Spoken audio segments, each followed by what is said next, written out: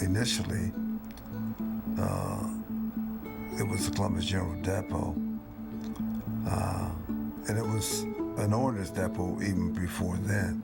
In 1946, I started out as a laborer, and it was in an area, what they call the 100 area. That's where they had a lot of big steel wheels, augers, and heavy equipment type work. And I was glad when they moved me to another position.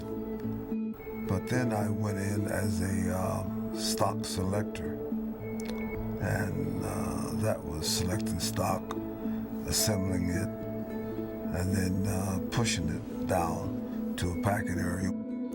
Well, women have been here, for quite some time, but they were not in the mass numbers, so to speak. But there were sprinkling of women here, but predominantly men. And the reason for that was, in the early days, because of the laborious type work that you had to do in the depot. It wasn't just clerical type work. Now, they did have women doing clerical work, but that was few. But the men had to do the forklift operating, and it was a long while before women started doing the forklift work. And boy, everybody thought that was something. Said, that blame woman going to get on a forklift. But they were good. Most times you give a woman a chance and she'll outdo you anyway. Well, basically I held every job from laborer up to deputy commander. Yes, I was still at the depot, and we were a part of the Defense Supply Construction Supply Center at the time.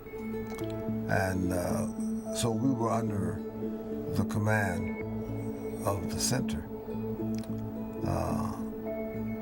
And we still done our job the same as always, although we took orders more or less from this headquarters here on the center. But they never bothered us because they never really got involved in the depot. It was more or less two entities.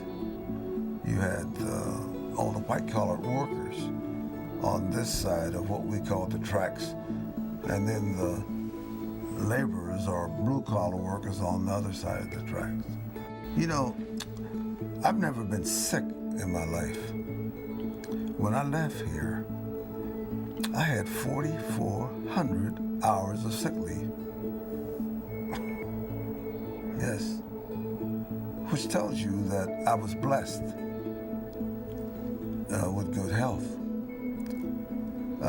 I've never been the type of a person that let things get under my skin.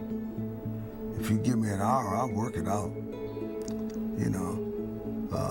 If I have a feeling that someone is angry with me, I'll go to them and see if we can work it out.